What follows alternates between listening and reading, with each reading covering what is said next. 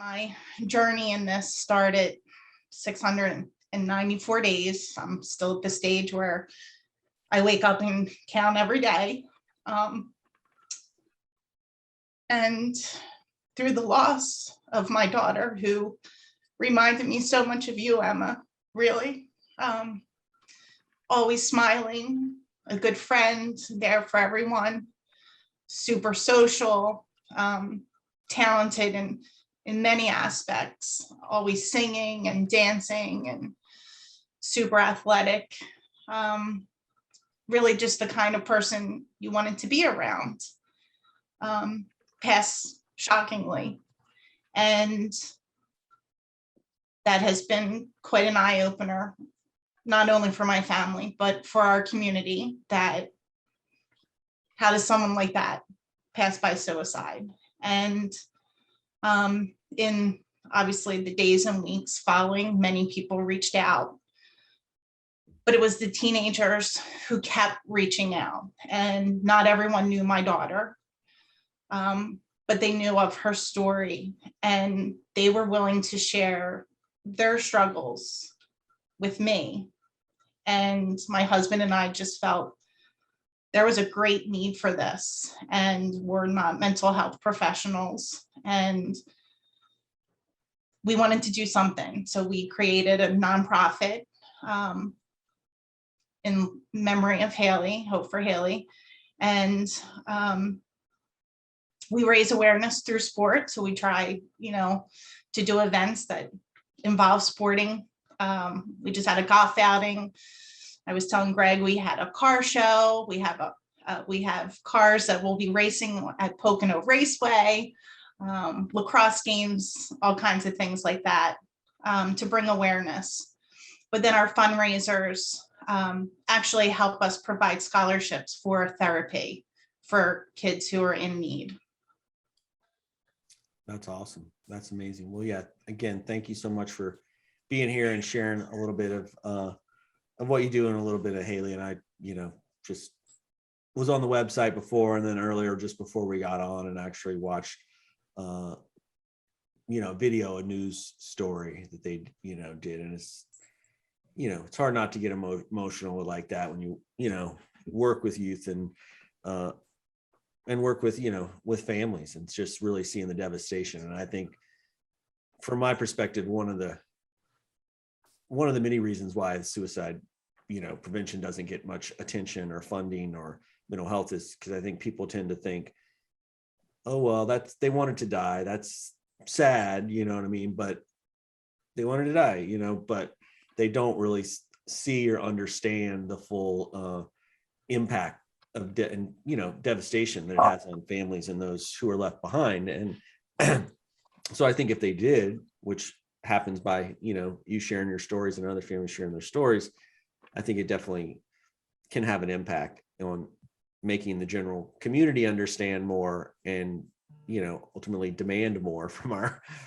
elected officials and, and others, that this gets more attention. And I think also it really, for me, I truly believe it's a deterrent for suicide as well, because I think a lot of people, and it's not going to always prevent anybody getting that thinking, and you're not really thinking about anything, but I think for some, they have, oh, well, they'll be better off without me. It's not going to be a big deal. They'll kind of get over it. And I know from some of my own experience with being suicidal and having lost a cousin to suicide, just kind of thinking and knowing what his mom went through and all that was, something that kind of changed that thinking. So I think it's really important what you're doing.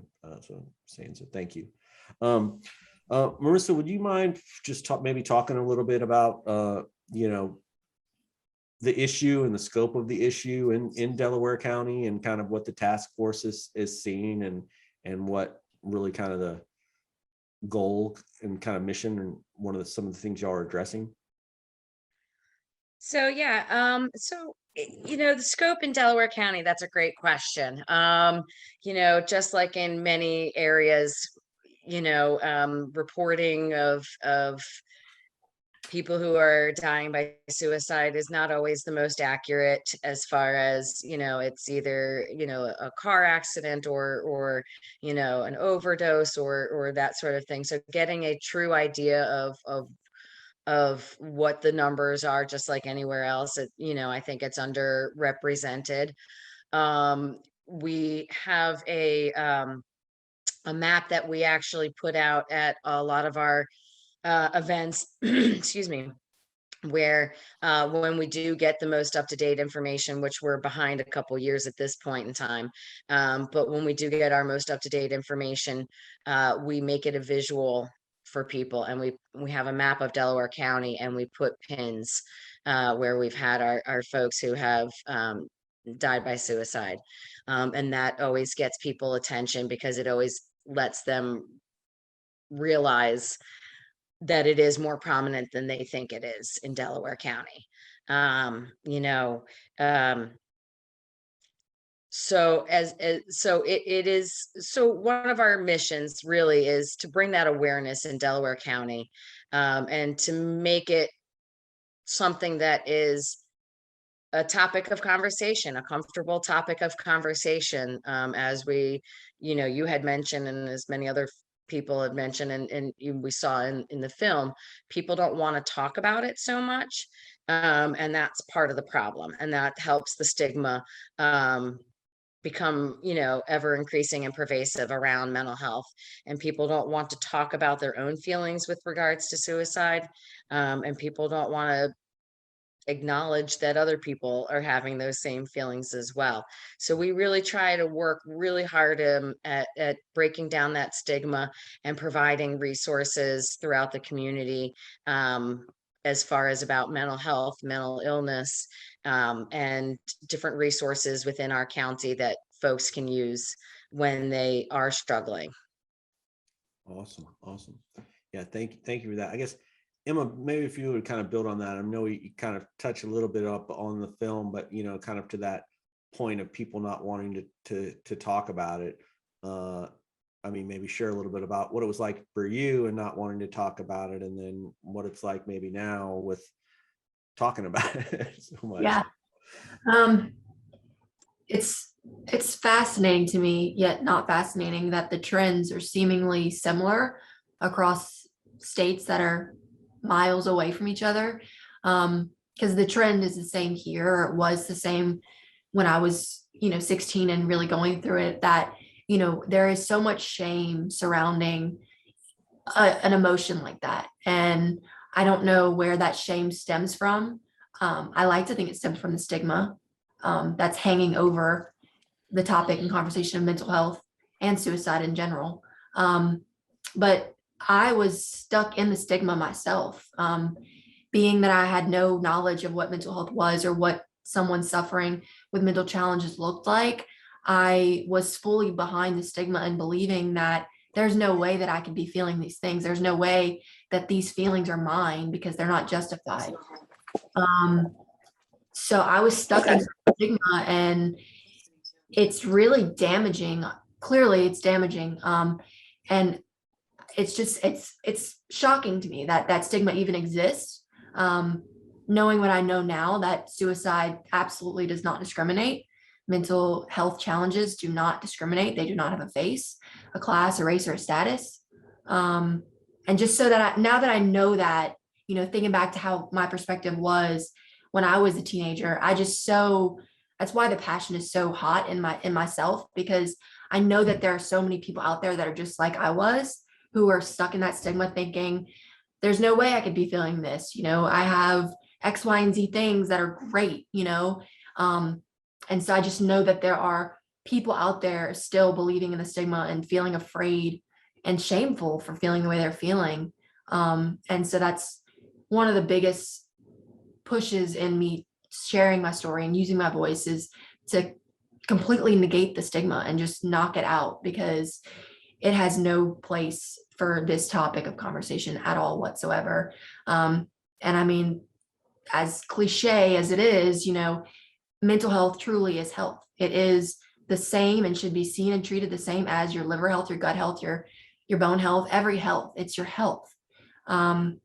So it's yeah, and the stigma is what brings me so much passion, because it's completely false. Yeah. Christine, I mean, would you mind sharing a little bit about, I mean, I'd seen in maybe the news piece that, I mean, obviously it was a complete shock, you know, when Hallie passed away. I mean, what was do you have any idea what her kind of attitude was or experience with mental health? Did she, you know, express things, or I mean, you want to kind of maybe give a little of that backstory? Hallie was the type of person who didn't hold back on her feelings.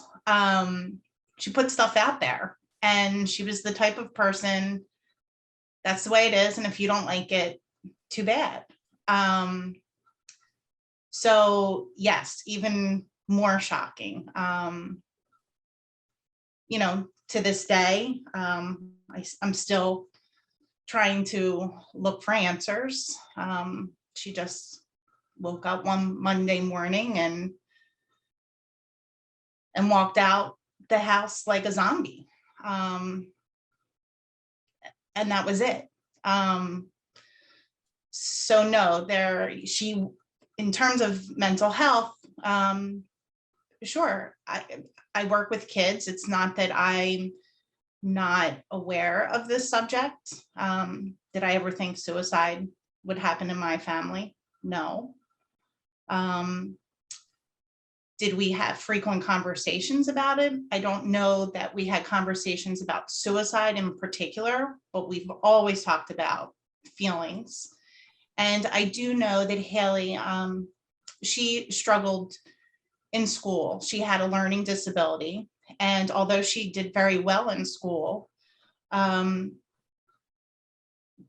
she just struggled to get all of her work done in, you know, a timely fashion. So she was seeing a therapist probably really the beginning of high school. So for 2 years prior to her death. And I would sit in on the last, you know, 5 minutes or so of those sessions. And it was more like she was working with her therapist for like game plans. You know, I think I mentioned to you, Greg, that she played multiple sports in one season. You know, much to her father and my dismay, trying to say, you know, that takes up a lot of your time, especially varsity sports. But she was the type of person, if you told her she couldn't do something, she'd prove you wrong. And it just made her work harder at something. And she did that. But she was also the type of person who liked to figure things out. And she had no problem telling her friends that she was seeing a therapist. And like I said, to my knowledge, it was always about the game plan, you know, like for the week or 2 weeks ahead. Okay, like, you know, you're struggling in biology and you had this many games, where, you know, where are we putting the extra work in? Where, so much so that after she passed, I met with her therapist just to be like, am I wrong? You know, was she in here saying, you know, my husband and I are saying or doing something and that could be harmful to our boys? Or so even her therapist was shocked by this. And I think that's the part I struggle with. I certainly understand, you know, like in Emma's case, she's, you know, she presented one way, which was, you know, she checked all the boxes for everyone on the outside, but on the inside, she didn't feel that way. And it just makes me question, was Hallie, you know, that much more masking, or was this just an impulsive act? So yeah, I don't know. I don't know. I think that's the hardest part for me, outside of her not being here. But at the same time, I do know that the reaction that we get from other people is that they don't seem to understand, because they'll say, oh, but she had so much going for her. And okay, but a lot of people do, and a lot of people have struggles. So I definitely think the conversation is much needed, and just want to help people bring that to light, really. And do you mind if well, I'm assuming you don't, so I'm just going to do it. Share your website here. I just wanted people to have a chance to see beautiful Hallie and all of her athletics. I mean, it's just like you weren't kidding, you know, like how many different sports she had. And she was sharing earlier, like there's a school or county or whatever rule that you can only play one varsity sport per semester, like at the same time. And she was playing two. Like, so it's just really awesome. Getting A's. Huh? And getting A's. Yeah, that's awesome. Yeah, and also, I mean, I encourage y'all to check out the website for yourself. There's got a lot of great stuff on here, and resources and all that good stuff. Emma, would you, and also just folks in soon or whenever, if you have questions and you want to drop them in the chat, or if you want to ask them on screen, that's good too. Just raise your hand. I think there's a little way you can raise your hand, or just let us know. But I don't know, Emma, would you, and you kind of talked a little bit about it in the film with the Pochets in terms of, you know, what was going through your mind at the moment. And, you know, I mean, I think that's just that leaving the house is, and I've heard that before, sorry, but you know, of just like a zombie and not like just checked out, you know. But go ahead, Emma, sorry. Yeah, I watched the news clip of Hallie's story as well before joining, and it brought me to tears because I just see myself so much in her. And I feel like our thought patterns were very similar in that moment. And, you know, the fact that she was vocal about her feelings and she was seeing counselor, but never thought to mention the heavy thoughts of not wanting to live anymore. I relate to that so hard.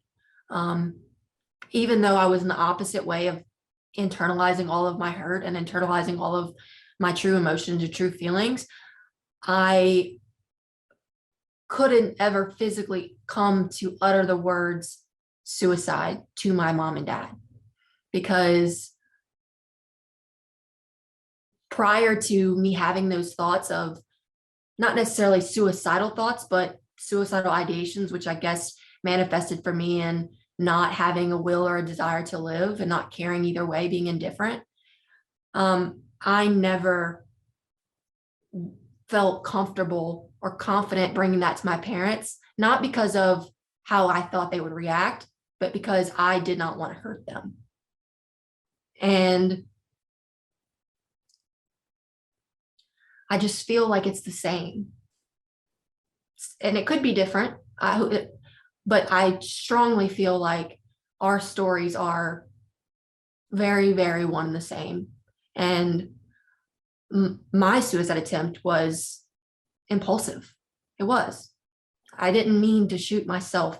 I didn't want to die. I just didn't know what else to do. And I didn't know how else to, how was I possibly going to unpack everything that I had been keeping in for years, you know? And it's scary, you know, to have those heavy feelings and thoughts and feel like you're afraid to share them with your closest family members and your loved ones because you don't want it to hurt them or upset them or scare them, you know? And it just is, I just feel like our stories are all too similar. And I know my attempt personally was one of the most impulsive things that I've ever done. And I know that immediately afterwards, you know, by the grace of God, I was able to remember what I was thinking after it happened. And I've never felt a stronger feeling than I felt regret in that moment. I knew that I did not want to do that. I did not want to leave. And it's so tragic because in that moment is when I started to realize I'm leaving my mom, I'm leaving my dad, I'm leaving my brother. I'm not going to be able to get senior year. All the things that I would be missing out on came to my head after it happened. And so I like to think that it's the same scenario for Hallie and many others who attempt. I'm just so shaken up about that whole similarity. It's just insanely similar. Yeah, thank you for that, Emma, and and sharing that, and Christina and I were talking about kind of the similarities before, and just as you're, talking about that piece of not wanting to, hurt your parents. So and that was kind of one of with the whole, piece with Karen Poche from the film, and when y'all were talking, I mean, that was one of the kind of most heartbreaking sort of things, and I'm sure for her mom as well. But when Karen says, well, when Emma's talking about talking to her mom, can she talk to her mom? She's like, yeah, I don't want to break my mom's heart with these sorts of things, so it's like, and I think that's, obviously, and Dr. Frank Campbell talks about it, it's just that faulty thinking that we get into when we get in that space and we're just not thinking rationally. And I think, one of the things we can do with some of this is helping people get more of a picture of reality. But Marisa, I mean, and you can have your task force hat on or your school counselor hat on, but I'm more kind of coming from the school counselor perspective of, how do you address and reach young people to let them know, or so they know that it's okay to talk to you, or okay to talk to their parents, and we can, get them processing and thinking about the things that, Emma described as like, she miss her parents, she miss prom, those sorts of things. Like, how do you approach that? I think I think that's a great question. And there's several different things that play into that as school people. Excuse me, sorry. As school people, for our youth, and for for me personally, the kids that I work with, and my coworker is on here actually, but I think for us, it's we want our kids to feel safe, and for a lot of our kids, that safety piece of thing, that kind of like what Emma was talking about with regards to feeling, not that she didn't feel safe, but that idea of like, I don't want to disappoint them, or I don't want to hurt their feelings. I don't want to see them go, oh God, I feel bad that my child's feeling this way. So we keep it inside because we think we're doing our loved ones a service by not burdening them with the same way that we feel burdened. So I think really just creating a safe place for our students, and for letting kids know that they have a judgment-free zone to come and talk to people, that I think for a lot of kids, and I think for a lot of adults as well, there is that misconception that if I go and I tell somebody that I'm feeling this way, they're going to put me in a straitjacket, and they're going to put me in a facility, and I'm never going, that god awful image that people think of as, inpatient, in a straitjacket, and I'm never going to be able, they're going to think I'm crazy. And so they think of all those ramifications, and then they just kind of like, I'm not. So I think we really need to let kids and adults know that just by saying this to somebody does not mean that you're going to end up in an inpatient facility. It does not, I mean, for some people, it is the most appropriate course of action, but just telling somebody that in and of itself kind of lessens the risk of that kind of happening. If you talk to somebody about it, then it's not going to get so severe of a case there. So I think really educating people about mental health, mental illness, educating people about the systems, the resources that are out there. What does therapy look like? So many people still think of it as the old Freudian, I'm going to be laying on a couch and somebody's going to be looking into my deepest, darkest, secrets and stuff like that. Therapy is what you want to get out of it, for better or for worse. For example, in Christine's situation, therapy was what Hallie wanted to get out of it, which was figure out how to get all her games in place. Unfortunately, it wasn't for her a place that she still felt safe enough to say what her inner, most thoughts were. But I think that as mental health professionals, while yes, we need to meet our clients and our students and our folks where they're at, we also then need to know those signs of looking a little bit more of into the nuances of things and getting to know people. So there's just so many different things that I think play into that. But I think the biggest thing, if I had to prioritize, it would be educating people about the mental health system and what it can do for you and what it looks like versus what people see in the media and think that it is. Yeah. Yeah, definitely. I mean, and I think to add to that of one, so I mentioned earlier, I work in youth mental health and have for the last 14 years and around, a youth group and kind of with an empowerment aspect of things. And I think, one of our really kind of themes or focuses in the film, which really comes out within, Hope Squad, because that's kind of how it really developed and is an awesome program. But even kind of stepping back from even that, whether it's that or something else, but it's really empowering young people, to get involved in not just suicide, prevention, but in terms of looking out for their peers, creating an environment where it is okay to, do like Hallie said, and not be afraid that you're, saying you're seeing a therapist, but are being open to, to talking with, peers about it. And I think that's one of the, big things. And it really goes to that stigma piece that Emma was talking about as well, because the stigma is kind of multifaceted. One, it's detrimental to the individual, like Emma was saying. We don't want to, talk about it because people are going to think I'm crazy or get, locked up in a straitjacket or, all those kind of things.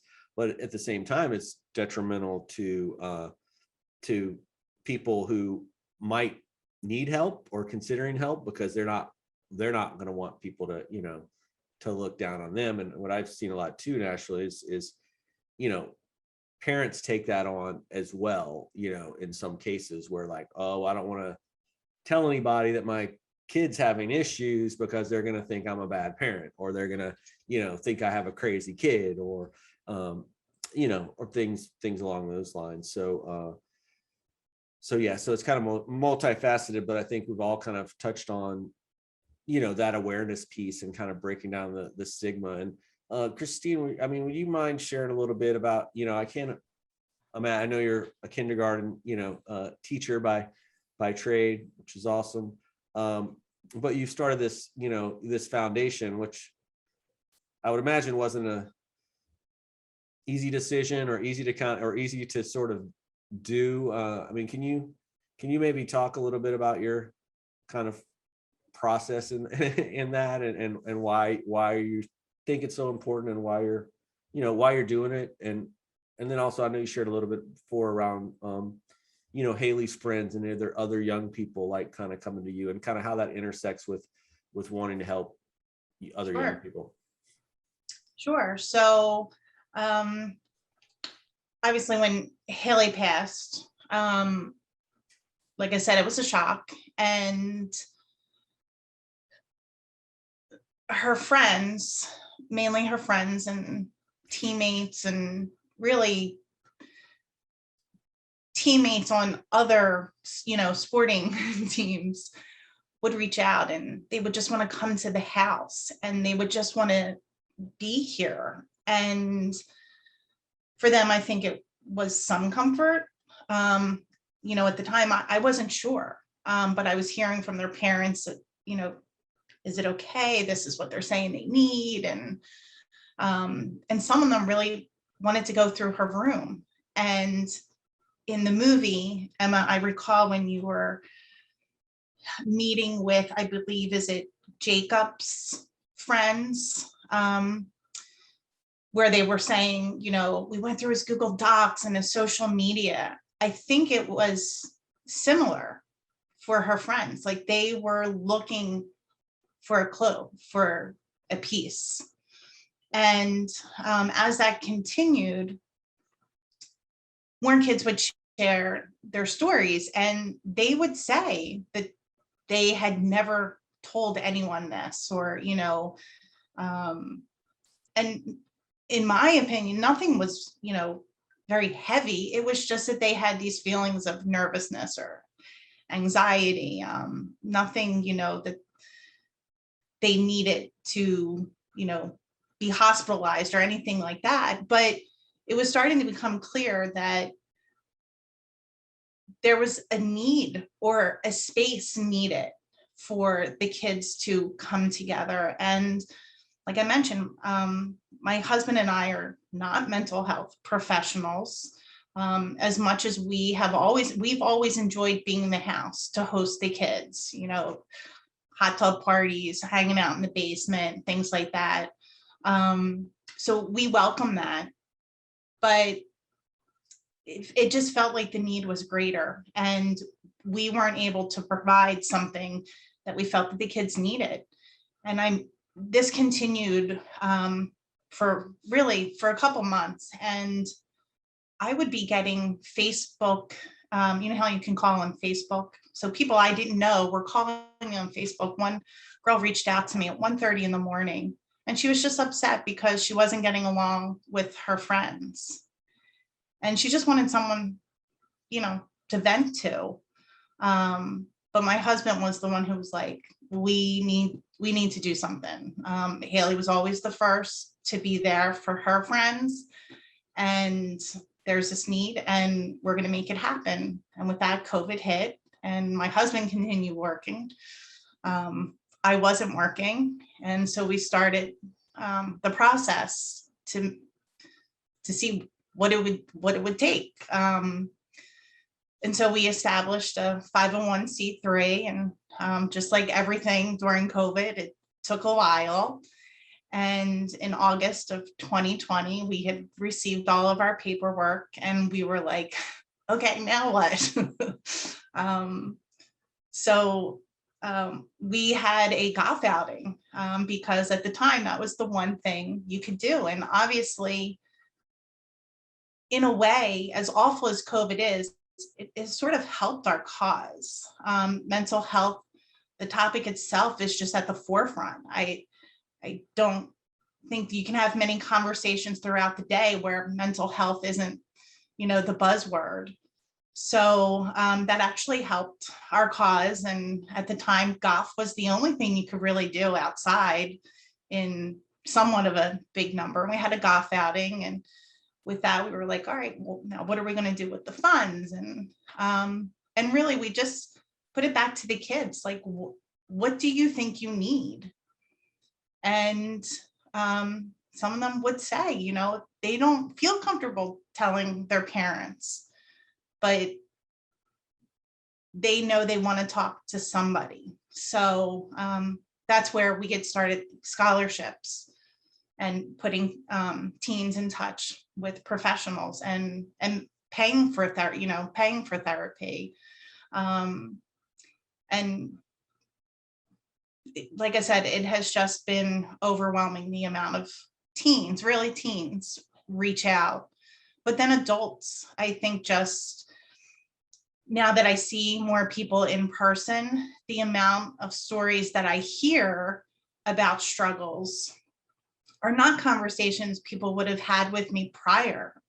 You know, it would be more like, oh, almost like just presenting all the good stuff, where now I honestly hear more of what we would say is maybe the nitty gritty, the not so popular topics that so-and-so struggling, or, missing their friends, or not being in class, that type of thing. So in a way, Hallie's passing has really given Kevin and myself an ability to turn our pain into purpose. And that is rewarding for ourselves. But like I said, we've always been proponents for the kids and always wanted the best for them. So this just makes sense to us.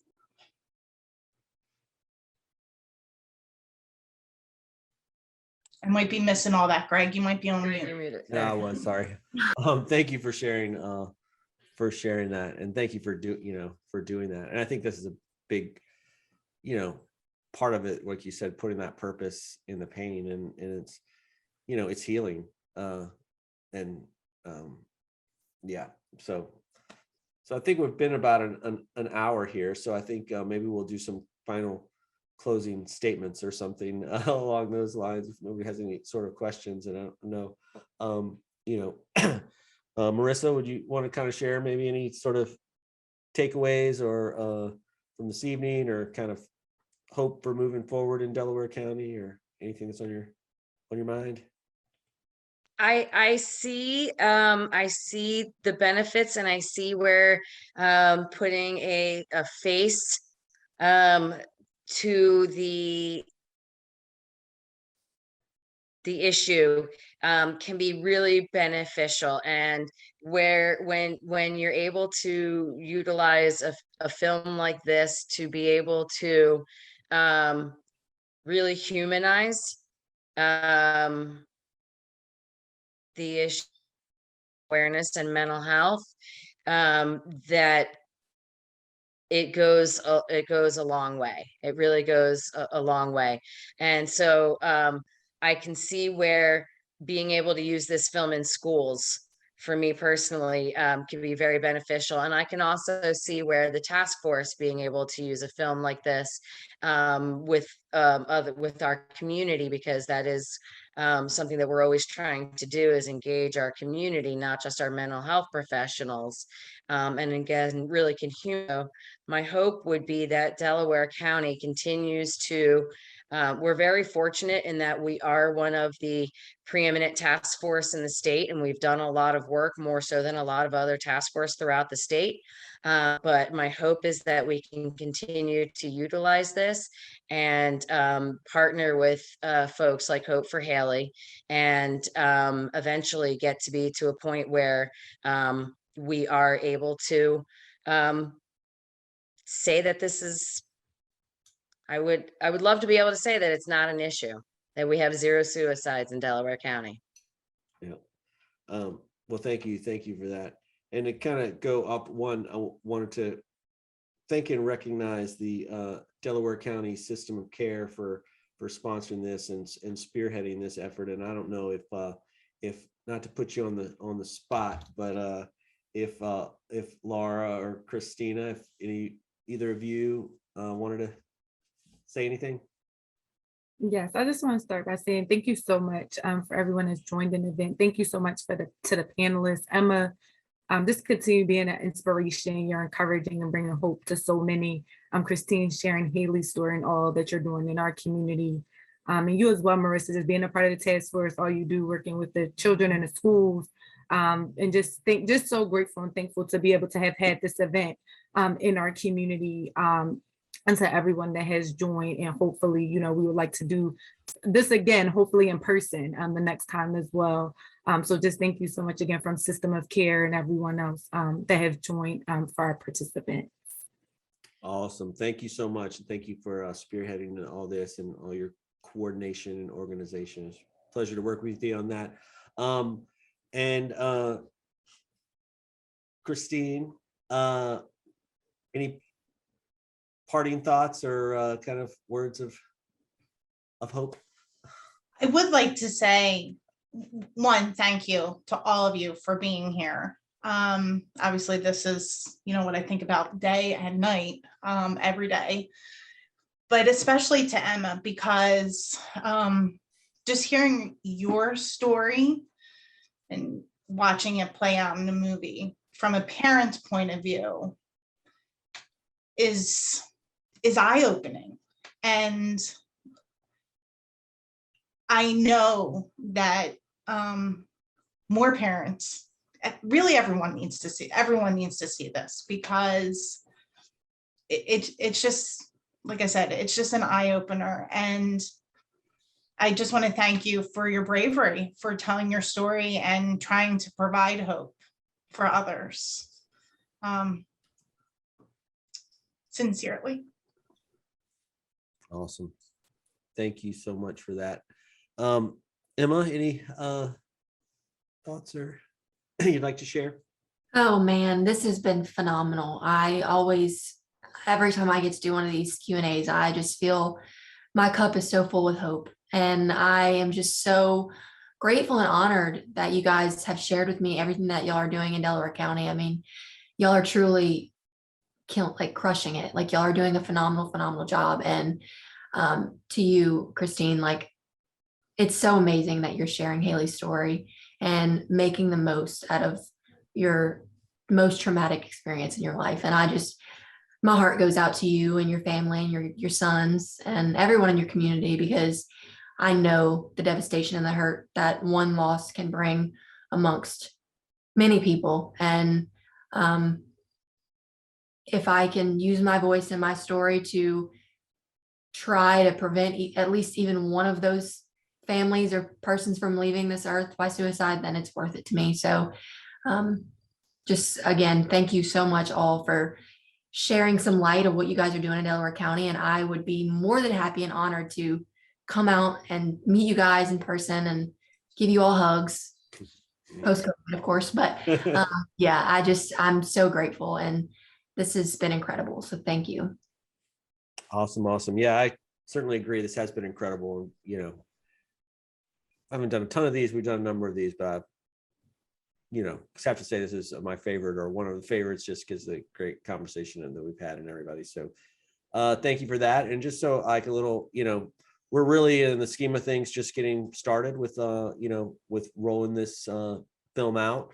And COVID had played a little bit of a monkey wrench, so we've been doing some of these virtual events, and we'll do some more. Emma's been getting out some places, COVID, to do some speaking and showing the film and showing it locally, and really have a plan of doing a national PBS broadcast in next May for Suicide Prevention Month. But also gotten in some schools already, and we're that's one of our big focuses all along. We want to get this in front of many young people and those who support them as possible.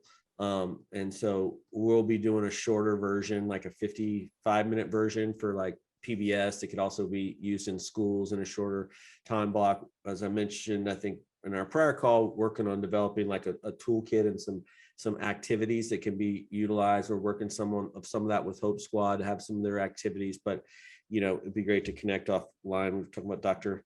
Ehrbacher, and others, just so really trying to get it very informed and reviewed by educators and stuff like that, and doing some like just practical things that, because we don't, the film is great and to see the film, but we also want to make sure there's accompanying things like this, like these conversations or different exercises that can get kids thinking, and also some kind of practical things of kind of developing like a card that kind of almost like they can write out who they're going to call, sort of thing, or who they're going to reach out to. And so there's different things that I think we can do as people kind of working together. And we would love your support, your continued support. We'd love you to like us on Facebook or Instagram, to tag us in a post or whatever, and share stuff with your community. That would be great. And we have a Facebook group as well, where we're kind of really kind of kicking that off, but it's a Team Ascension Facebook group. And we just love to stay connected with you guys and how we can support and collaborate and just, you know, make this whole movement as much as possible, do whatever. So thank you Greg? guys. Yeah, Greg, Emma, please keep us posted. We would love to, bring you back and do toolkits and everything. So please keep us posted. And Christine and Emma, you are definitely in my prayers. Keep going. Thank you so much. I may have just decided on next year's conference. So, all righty. Well, thanks everybody. Have a great rest of your evening. And until next time. Bye, guys. Yes. Bye. Thank you. Thank you. so It was much so wonderful again. spending you the all. evening with you guys. Bye. Have a great evening. Thank Bye-bye. you.